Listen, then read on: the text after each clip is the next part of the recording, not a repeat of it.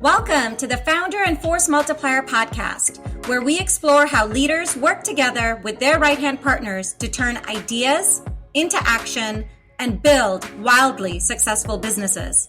Today, we are so stoked and excited to host the founders of Eagle Investors, Ishaan, Sandhir, and Vishu Namburi. The dynamic duo share how they started their journey, the challenges they faced, and how they maximized on their strategic partnership and applied force multipliers within the business to grow and scale. You will definitely leave this episode feeling very inspired, no matter where you are in your entrepreneurial journey. Vishu, Ishaan, thank you so much for joining our podcast today. We are so excited and so humbled to have such young souls who are making a difference and an impact in today's society. We have the co-founders of Eagle Investors here to share their story, their triumphs, their struggles, and why, they're still doing what they do today. To kick us off, Ishaan and Vishu, tell our audience the Ishaan and Vishu elevator pitch. Hi, Manal. Thanks so much for having us today on the call. Just to start us off, Vishu and I, as you said, are young, but I would like to say that we've done a lot, throughout our career thus far. Number one, we started by creating a student-run nonprofit investment fund at the Kelley School of Business at Indiana. You can envision it kind of like a student-run hedge fund where we got money donated from the university, and we were able to manage it and teach all the students about real money management. Wow. And then we donate a portion of the returns each month. So this is something that we actually founded and created when we had just started college. We saw that, we wanted to go into investments and trading in that industry, but we didn't see that there was any real money opportunity. So we took that opportunity and we tried to make something of it. It was a very difficult process, but we made amazing connections along the way. Those connections that we built through that foundation were able to drive us towards other entrepreneurial ventures. And I can pass off to Vishu to tell you more about what we currently do. Awesome. Yeah, thank you for having me. My name is Vishu Namburi, and when I met Ishaan through ECMG, the organization we founded at Kelley, we just had that spark, and we knew that we were trying to build so many big things. Not only were we able to significantly grow ECMG and help, so for the student-run investment fund that we're running, it was the first of its kind at Indiana University, and we were able to not only teach students about different types of investment strategies, as well as run our own student-run investment portfolio. We were also able to donate portions of the profits to our Indiana University Student Foundation. So that foundation is meant to help struggling students who might not be able to pay their bills, and try to help them in that regard. And then jumping from there, we saw that we had those synergies in place, and we founded Eagle Investors, and Eagle Investors has taken off. We started the business around May of 2019, and we were able to grow significantly. Initially, we were just looking to have a group of investors that discuss what they're seeing in the markets, and then from there, we were able to grow significantly to over 250,000 members within our community today. And we've learned a lot throughout the process. We've been able to build out learning management systems so we can help. It doesn't matter what we pride ourselves with in terms of our community. It doesn't matter if you've never traded a stock or option in your life, or you've been trading for 10 to 15 years or even longer than that. We're trying to foster a community where everyone's welcomed in, and we're able to provide resources for everyone as well. We've been able to build various different types of trading tools, as well as build out our community even further through the traders that we have within our group, to help create that environment and be that place for investors to find all of their trading information, as well as further themselves in their own trade with their own trading as well. Yeah, and just to talk off of what Vishu said really quickly, is we are an investment advisory firm. We were recently declared by the SEC back about a year ago, and this was a big accomplishment for us. As we're able to offer now fiduciary advice through our platform. And this is something that a lot of other online platforms do not have, and that's our competitive advantage, is that we do offer actual advice, and we don't label things and say it's not trading advice, because we're actually able to give that. So a lot of that you see online, people will just throw out, hey, buy this stock, buy this stock. It's very hard to trust. Here, we go above and beyond. We try to do things the right way. We have a team of advisors who work around the clock, around the world, to make sure that your questions are answered. We trade everything that you can think of, from stock, options, futures, cryptocurrency, Forex. We have people who specialize in it all. We have daily live streams for day trading. That's something you've ever been interested in. We specialize in derivatives trading, so options and futures, and we really profit in any market condition. That's what we pride ourselves on. We've actually done very well this year in terms of performance for our clients, especially when you compare it to the broad market and the indices, and we'll continue to do that throughout all of Eagle. So we just try to really level the playing field between all of retail traders and institutions, because there's a huge discrepancy. We see your regular everyday type person, get a trading app, something like Robinhood, Webull, or even just see that commissions are lower now from $5 a stock trade to nothing. You can do it for free now. So accessibility is going up, and we bring technology and tools that we can watch what the big money at the hedge funds are doing to level the playing field. And we offer these resources to clients through our 3 subscriptions, Infinity, Diamond, and Silver, which all offer a bunch of different stuff. Yeah. Right. Wow.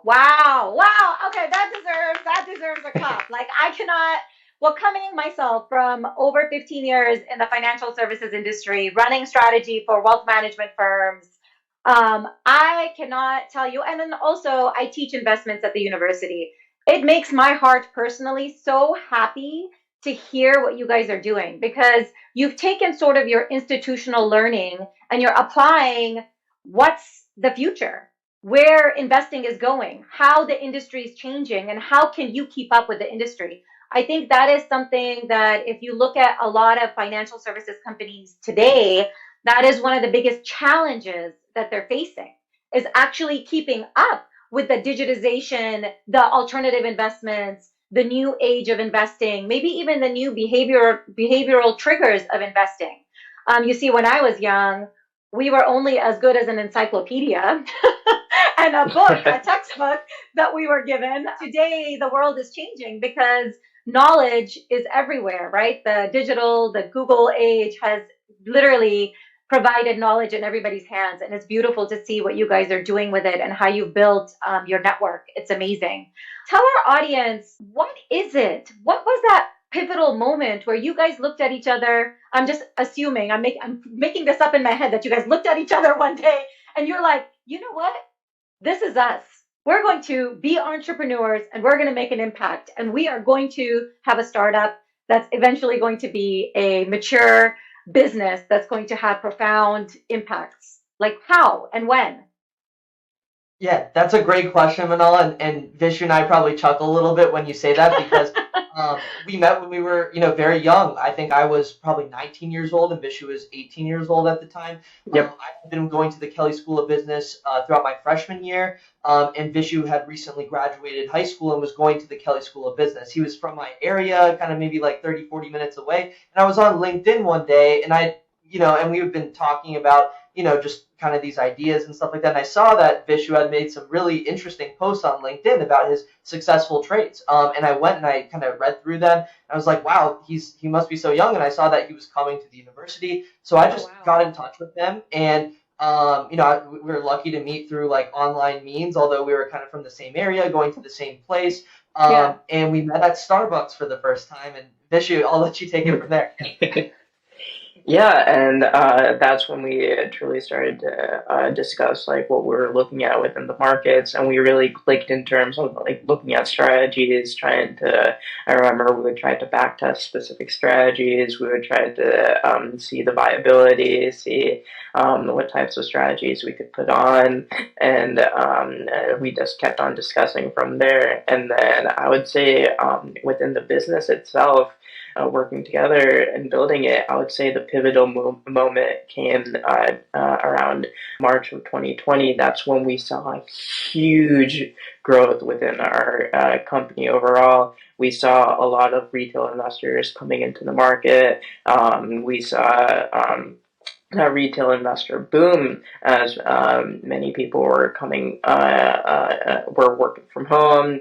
They wanted to manage their own wealth and finances, and we saw a lot of these growth and tech names grow significantly during that period. So I believe during that period we saw a growth from 60,000 members to over 125,000 members in such a short span. So we were on day and night. I remember we would be, the markets were very volatile during that period. So we would be looking at the markets pre-market, after hours. We would be watching it like a hawk whenever we got the chance. We would be watching futures all the time. So that's when we really saw it became something where we were able to see the impact that we were able to make on so many different investors. One thing is during that period, a lot of groups weren't necessarily recommending any risk management during that period. That's something that we keyed in on because there were a lot of people who were putting significant amounts of their portfolios into names that had little to no intrinsic value. So we kept on reminding our clients to have a proper risk management strategies, and we were able to see that impact on clients firsthand as well. So just from there, we were able to see that impact, and then we were able to grow significantly from there. Yeah, wow. And that aha moment essentially where I think Vishu and I, understood that this could really take off and that we should continue to pursue a venture because everybody can start like an idea or come up with an idea, right. But how far you run with it and how successful that is. We really decided to run with Eagle during that time, but the benefit was that we were positioned well before that. We didn't know that it was going to take off the way that it did, but by being in this industry, having this drive and understanding that we were going to be in the space before the explosion, essentially, we were well positioned to actually do something. And that put us ahead of our competition who maybe popped up during that time, whereas we had already existed. And, that's why we maybe still exist when the competition may not. So we're just always trying to be positioned. We're lucky to be in the investments and trading like industry and kind of wanting to go to business school and stuff like that. So I think we played on our strengths and we positioned ourselves for the potential to succeed. And then that time came. And that's why we decided to continue. I love it. I love all of it. I cannot speak about how amazing you guys are. I hope and wish my kids turn out like you guys. Your parents have to be super proud. Throughout this journey that you have been on, I'm sure there have been challenges. It's probably not been very easy, right? Today, it sounds easy when you talk about it. Give us a little insight about some of the challenges that you guys might have faced, and what is it about your duo and your relationship that helped you overcome them? Yeah, that's a fantastic question. The first thing that comes to mind is like, who do you trust to, be like not necessarily like loyal, but also like to get their work done, and have the same drive as you. You want to surround yourself with those people that you can really trust. And one thing that I think Vishu and I found, especially when we were trying to scale the business very quickly when we needed to, because we were seeing such a big influx of customers, is that it was very difficult figuring out who we could trust because everybody wanted to be like a part of the program and get some money, but we had to be careful who we kind of let in being an advisor, because everybody thought they were really good at trading at that time. What was the benefit was that we had, this relationship before just the business. We're not just colleagues. I think that we met as friends, and really our executive team is so tight knit because of that. All of us have relationships prior to the business, and that's why we work so well together. It's like tried and tested essentially through our investment group and things like that. We understand, we try to recruit from there as well from leadership skills and stuff. So that really helped us, that helps us get through it, is that we know that our close pack of executives, no matter what happens, like we will be together. And that we will be okay together, no matter what outside people kind of come in, and that's something we really learned, throughout this process. Is that it seems easy and everybody wants to maybe help you when times are good, but then when times are bad, it's like you're on your own, So who do you really trust? And that's one of the keys. Vishu, what do you think? Yeah, I think that was something, especially early on, that we learned. Just trying to make sure that when you are setting up that team, having people that you trust and also people who have a similar vision as well. You don't necessarily want someone to, if you don't have the same vision, it's very hard to work with them. And if they don't show necessarily the same passion or drive within the company, then maybe the role is not the perfect fit there. And I would say just like being part of a startup, wearing so many different hats, especially Right. early on, I had my hands in almost every single project, same with Ishaan, and same with our other executive members as well. So just having our hands in everything. And for example, if something urgent comes up, trying to, yeah, you just have to drop everything and try and work to fix that issue. So we've had multiple moments where, for example, we're dealing with a payments issue, trying to make sure we get that fixed as soon as possible, and Right. working with all the potential resources to fix that. And also, I would say like managing relationships, not only between employees with the company, but also with clients as well. I would say the major thing is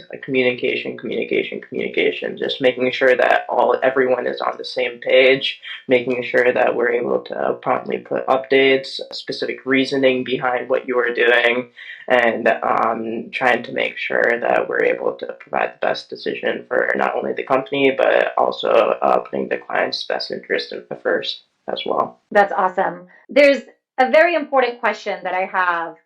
A lot of individuals, when they start out on a finance journey, and a lot of companies, that provide, advisory, it is a very important fiduciary responsibility, right?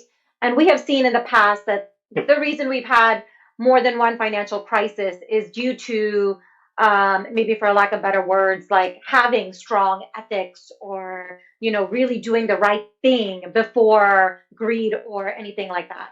When in speaking to you guys, that you guys exude that. It seems to be a culture that you have to make sure that you're doing right by people, that you're always doing the right thing, that you are focused on knowledge and responsibility and accountability. Share with us a little bit how you hold those values and how you share those values across in your firm as well. Yeah, Manal, that's perfect. And you almost like took the words out of the exact thing that I tell all of our staff all the time is that we are not here to make money. We're here to help people, and making money is a side effect of helping people if we're successful and do that properly. And that's kind of how we pitch it. That's what Eagle is built on. Another thing there is that we came from the background of a 501c3 nonprofit, and that's always been something part of our culture. I think maybe it's probably part of how we were brought up from maybe our parents and things like that. Yeah. But to always do the right thing and honest, and that gets you really far in this business. And it is, in my opinion, because you actually make relationships value over time instead of just a one and done relationship. You had a one good trade. It's a constant journey, and it's a stair step ladder of many trades, not just one trade, because then you blow it all in the next trade. So those are just some brief things that I like to talk about to the clients and stuff. Vishu, anything that I missed? One thing I just wanted to mention is typically when you're looking at these online platforms, you see the typical stereotype where you say, "Hey, we'll turn $10,000 into $1 million." That's Right. not what we're here for. We're focused more on risk management, making sure that we're able to not necessarily turn a portfolio up 1,000%. We're trying to make sure that we're able to build wealth and not necessarily risk it all. So I would say that's been a philosophy. We're trying to do what's right on that side as well. We've had instances, for example, where we decided someone wasn't a right fit for the team based off Right. of what they were doing, and making sure that they're putting not only they're putting best interest of clients first. So that's something that we constantly reiterate, and then also having that designation of being a registered investment advisory firm only makes it more contingent that we put the best interest of our clients first. So we've been able to reiterate that by becoming a registered investment advisory firm as well. Yeah, and Manal, there's so many different people who try to compete with us in the same Right. space, but none of Right. them have the registration. And the thing is, you can trust us, and that's what our value proposition is. We can prove that. We do our best with our clients, and if you don't want to take it from us, you can hear what our clients have to say as well. Yeah. Yeah. No, I love that. And to be honest, it is anyone can put out a product and a company out there, but you can tell when you're speaking that the values that you speak of and the values that are going to make your company have a competitive edge and genuinely be sort of a future vision of what financial institutions should look like. You can hear that in the way you speak, in the way you carry yourselves. You don't just talk the talk, you are walking the walk, and it is very obvious. And from somebody who has been in the finance world for a very long time, it is an honor to be around people who have that mindset. Saying that, where you guys are today in your careers with this company, are there readings? Are there people that mentors that you follow? Do you have mentors? Like, how do you have very strong mental fitness? That is something that I have sort of caught on to in my few conversations with you guys, is that you have a level of maturity of understanding how to deal with life and complexity, really making a positive impact. Who are the people that surround you, or the things that you read or you follow that sort of help build onto that? Yes, that's a really good question, and Thanks, thinking thanks, about it Ishaan. a I little like bit. that you like my questions. Yeah, it was a great question, and I apologize if you hear like my little dog in the background barking. He's All just good. wondering what's going on and wants to be part of the podcast too. But overall, in terms of mentorship, it's I've been very privileged to have like number one, identifying that privilege to go to a university and things like that. Not everybody has that, and I understand that. That was a huge privilege, I think, that we were able to have, and that we were able to be around people who would potentially have the same mindset. So putting yourself in those same places is very important, I think, as we said earlier. In terms of specific mentors, my parents, they're very hardworking. They did it a little different than me. They did it by the book. They're both physicians and doctors, but they showed me, to do things the right way, to not always like get greedy or, and just stuff like that. In terms of the reading, just on a personal level, I read financial news. Even when it comes to like, political things, I will read it in a financial scope, in a lens, because usually that can be more objective, but that's also maybe what we're more concerned with. So I try to get my news as unbiased as possible, or just I try to read like unbiased as possible. We consume so much news. We think we don't read like a book, but the way that we are on our online platforms is we're reading Exactly. all the time, and we don't think that I never think of it like that, but we're constantly learning and reading, usually financial lens type things. Yeah, Vishu, what about you? Yeah, I would say, just coming from the Kelley School of Business, I've been fortunate enough to have so many professors who have learned more about the venture that we're running, and just hear about it and have that like sounding board as an effect. And I would say, like Ishaan, my parents have been always a helping hand as well. I can't tell you how many entrepreneurial ventures that I've run even as a kid, Oh, and wow. I've always had that mindset, whether it was, for example, flipping iPhones and laptops, or starting to trade with my own brokerage. I actually started very early, Very nice. thanks to my parents. So I was just able to fully throw myself into the investment space through them, and I just kept on learning, finding resources online, finding videos whenever I could, and then also specifically one show that I really like watching is called The Profit on CNBC with Marcus Lemonis. A lot of his philosophies, such as like trying to build a business with people, process, and product. I always keep that in mind, trying to make sure that you have the proper people within a business. You're able to create a solid foundation and process within your business for each specific product that you're running, and then finally trying to sum everything up to create the best possible product that you can create for your clients as well. So I've used that a lot of times throughout my journey here at Eagle and throughout my own life as well. That's awesome.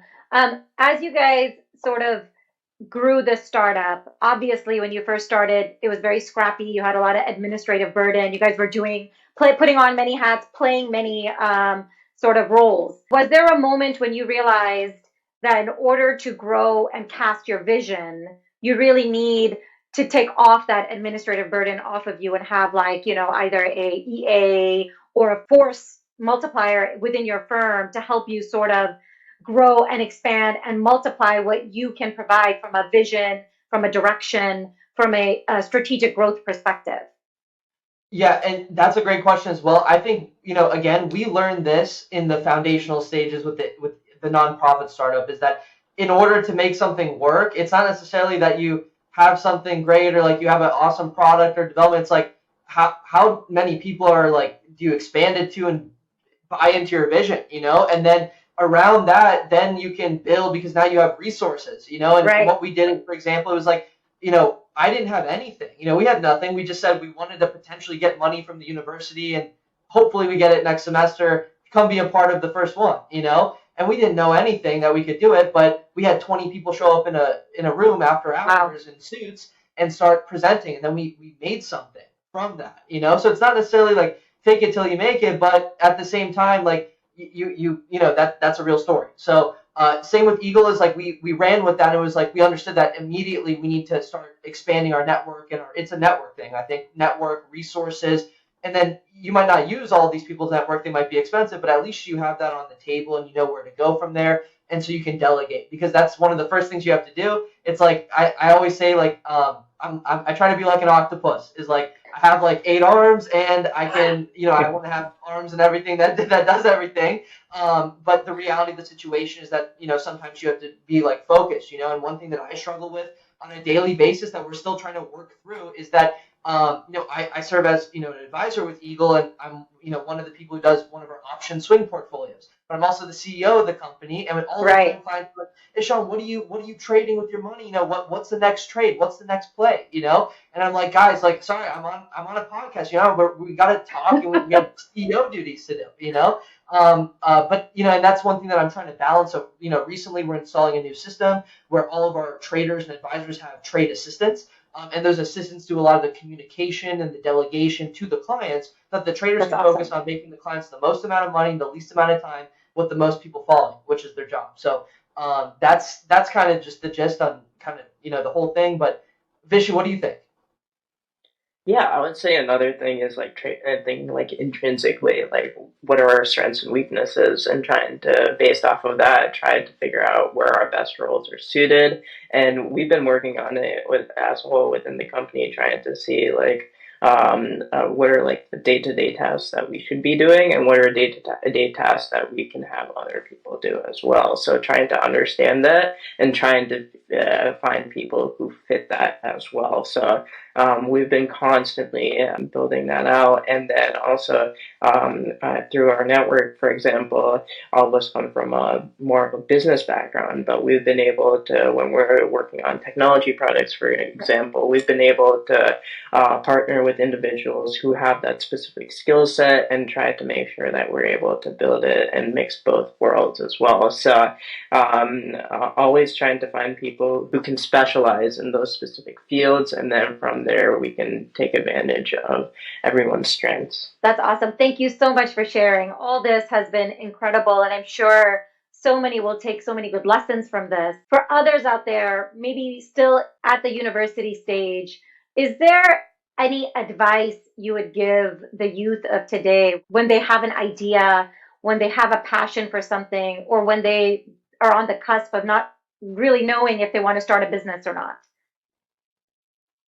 Yeah, that's I'm trying to think what would be the best advice that I could think of, and it would be to, don't be afraid to fail. I can't tell you how many times I've failed. I could list. I've failed more times than I've succeeded, and there's no way. And even to this day, Vishu and I come up with new entrepreneurship ventures and ideas that aren't around Eagle, and we failed. And we're just waiting to see what the next best thing is. Don't stop. Whether you have something successful already or not, continue to look, and diversify yourself with different types of entrepreneurship ventures. And if you're just trying to start, like, don't be afraid to go out there and take a shot. And when you take a shot and you see some success, build up from there, because you can parlay it up to actually a small, medium-sized business, from just an idea. Again, don't be afraid to fail and lose, especially if you're younger. I actually got this advice, I think, just like online. I just saw like like an Instagram post on like a motivational thing. There's a guy talking about, hey, your 20s are built for you to fail, and your 30s are for you to understand what you failed at. So then you kind of start your career, and then your 40s and 50s and 60s, you do what you figured out you're good at, and you make your money, right? So don't be afraid, like if you're 20 and we might sound like we have everything figured out, but we really don't. There's a lot of uncertainty ways, like, we are still like a startup and we're expanding rapidly. So, don't be afraid of uncertainty, which is very difficult, even for me, and what I would say, and then don't be afraid to fail, like, because if you want to be an entrepreneur, that's going to happen to you more times than you succeed, probably. So that's so well said. Thank you so much for sharing that. So, okay, we've kind of gone through your professional hat. We only know you through the lens of your greatness around building these companies and the finance world. What is something that people don't know about you? Something people are surprised to find out. Vishu, I gotta think. What about you? Yeah, I have to think about this as well, but I'm like huge sports fan. So whenever I get the chance, I'll always be watching sports. I'm huge into analytics when it comes to understanding like how players are doing. I'm big into fantasy football as well, so I'll always be looking into those metrics, seeing who they play, seeing how the field conditions are, seeing what the expected weather, what the wind speed is, and then from there trying to make decisions for my teams. And I also always enjoy playing basketball, football whenever I get the chance as well. Yeah. Who are the teams? Who are your favorites? Yeah, so I'm a huge Patriots fan, and then I'm a Celtics fan as well. Awesome. What about you, Ishaan? So on the sports note, I'm a huge Bengals fan, and they won last night, which was awesome. And I was able actually to go to the Super Bowl and watch the Bengals, because we never have been to a Super Bowl since I was born. So it was kind of a big deal. That's one thing. Another thing is I have twin younger sisters, and they're studying to be doctors. And both my parents are doctors, and both my grandfathers were doctors. So I'm kind of the oddball out, taking that risk, and and I'm lucky to have people who can back me up. But it has been definitely making the own path on all cylinders. So I come from a physician family. I wanted to be a brain surgeon until I was halfway through high school. Yeah. Oh my God. I can already see it. I'm already envisioning this. Okay. I know, if not a few years from now, but definitely 5+ years from now, I'm seeing this book written by both of you about your journey, your struggles, what your family said as you were going through this journey, and how you overcame them. I'm already seeing this New York Times bestseller happening. Go ahead. Yeah, and on that topic, we've actually been contacted by a few news outlets before, just interested in the same thing. I think Wall Street Journal, Business Insider did a pretty nice piece on us, I think, last year, which we really appreciated. And then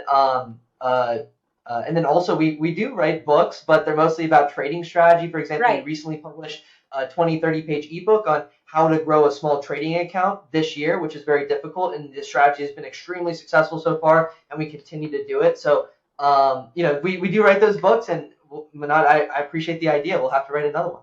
Yeah. And you know what? We will actually link all your books in the show notes, so everybody can check out the ebooks and all your articles as well.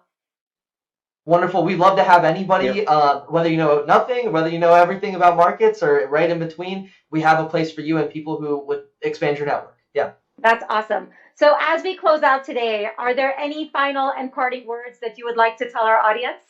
One thing I would say is if you're looking for a community of traders, make sure to join. I'm sure we'll have it in the link in the description. We'll put a link to our website, and then you can join our community from there as well. We have a free 10-day trial, so you can see everything that we have to offer.